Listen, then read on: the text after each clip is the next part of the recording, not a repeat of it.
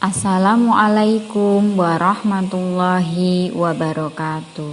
Apa kabar teman-teman kelas Khalid hari ini? Mudah-mudahan senantiasa Allah berikan kesehatan, kemudian Allah berikan semangat yang luar biasa untuk belajar. Teman-teman, hari ini kita akan belajar tema 2, selalu berhemat energi, subtema 1, sumber energi. Sebelumnya Allah telah berfirman teman-teman dalam Quran surat Al-Isra ayat 27. Sesungguhnya orang-orang yang pemboros itu adalah saudara setan, dan setan itu sangat ingkar kepada Tuhannya. Untuk itu teman-teman, kita sudah diperintah untuk berhemat, tak terkecuali untuk berhemat energi. Pertama, kita akan belajar apa itu energi. Teman-teman sudah pernah dengar apa itu energi? Energi adalah kemampuan untuk melakukan usaha atau kerja, atau bisa disebut sumber kekuatan.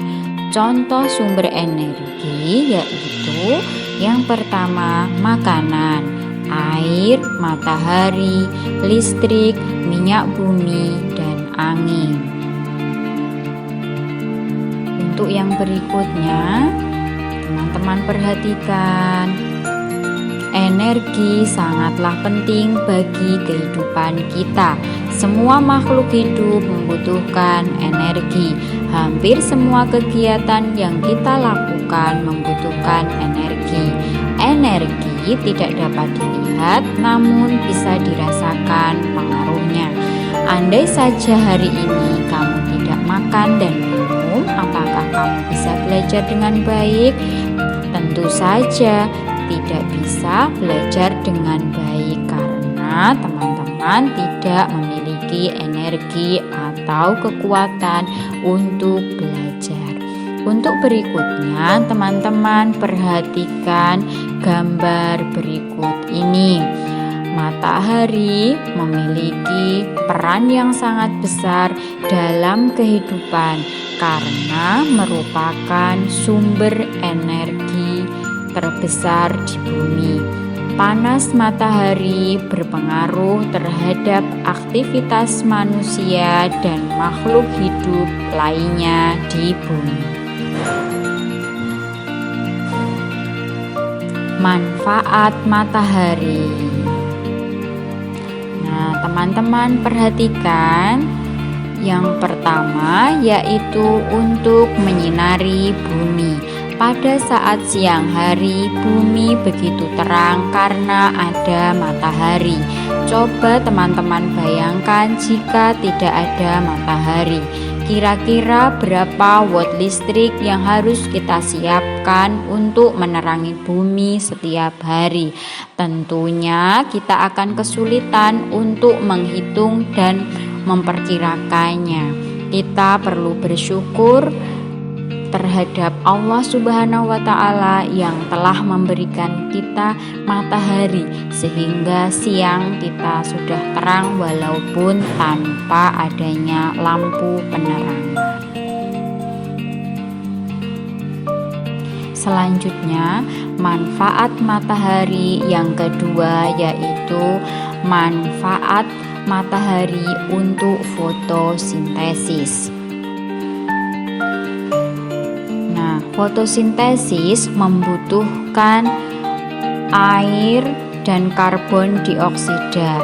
Dengan bantuan matahari, air dan karbon dioksida akan berubah menjadi oksigen dan bentuk makanan berupa karbohidrat yang dibutuhkan oleh tanaman. Sedangkan oksigen dibutuhkan untuk aktivitas makhluk hidup lainnya. Untuk manfaat matahari yang selanjutnya yaitu adalah apa ya teman-teman? Nah, yang berikutnya yaitu untuk berjemur, menjemur baju, menjemur padi, dan menjemur ikan. Selain itu, masih banyak lagi manfaat matahari untuk kehidupan di bumi. Untuk selanjutnya, coba amati gambar berikut ini. Itu adalah Lani. Lani baru saja dibuatkan kincir oleh ayahnya. Dia senang sekali. Nah, menurut kalian, energi apakah yang membuat kincir Lani bisa berputar? Ya, betul sekali teman-teman. Kincir dapat berputar karena angin. Selanjutnya, kita setelah memiliki banyak sumber energi dan sumber daya alam, kita harus pandai untuk memanfaatkannya. Kita harus tahu kewajiban dan hak terhadap sumber daya alam dan energi yang harus kita lakukan. Nah, teman-teman, sekarang kita akan belajar tentang apa itu kewajiban. Kewajiban adalah segala sesuatu yang harus dilaksanakan dan dilakukan dengan penuh tanggung jawab. Jadi teman-teman harus tanggung jawab ketika melakukan sesuatu hal. Contoh kewajiban yang berhubungan dengan sumber daya alam adalah setiap warga negara harus membayar pajak yang ditetapkan oleh pemerintah. Untuk selanjutnya adalah setiap warga negara wajib menjaga kelestarian dan keberlangsungan makhluk hidup yang terancam punah. Beberapa cara menjaga keberlangsungan makhluk hidup yang terancam punah. Yang pertama, membentuk suaka marga satwa. Yang kedua, tidak berburu sembarangan. Selanjutnya, tebang pilih. Jadi kita harus menebang pohon yang tua terlebih dahulu. Selanjutnya, membentuk cagar alam. Beberapa contoh kewajiban kita terhadap energi: mematikan lampu saat tidak digunakan, mematikan keran saat tidak digunakan, kemudian memakai air bekas untuk menyiram tanaman. Selanjutnya adalah menggunakan sepeda untuk perjalanan dekat. Kemudian menggunakan sumber energi alternatif seperti angin, air, dan matahari untuk menggantikan energi yang tidak dapat diperbarui. Misalnya, matahari digunakan untuk panel surya, arus air di waduk untuk hydropower. Nah, menggunakan sumber energi alternatif tadi, selain yang sudah Bu Asih sebutkan, ada lagi memanfaatkan angin untuk kincir angin, memanfaatkan kotoran hewan menjadi pupuk. Nah, itu merupakan cara-cara kita untuk melakukan kewajiban yang harus kita lakukan terhadap energi. Setelah tahu kewajiban kita harus tahu hak. Hak adalah segala sesuatu yang harus kita terima. Apa saja? Yaitu setiap warga negara berhak memanfaatkan energi yang ada di alam dengan tidak melanggar hukum.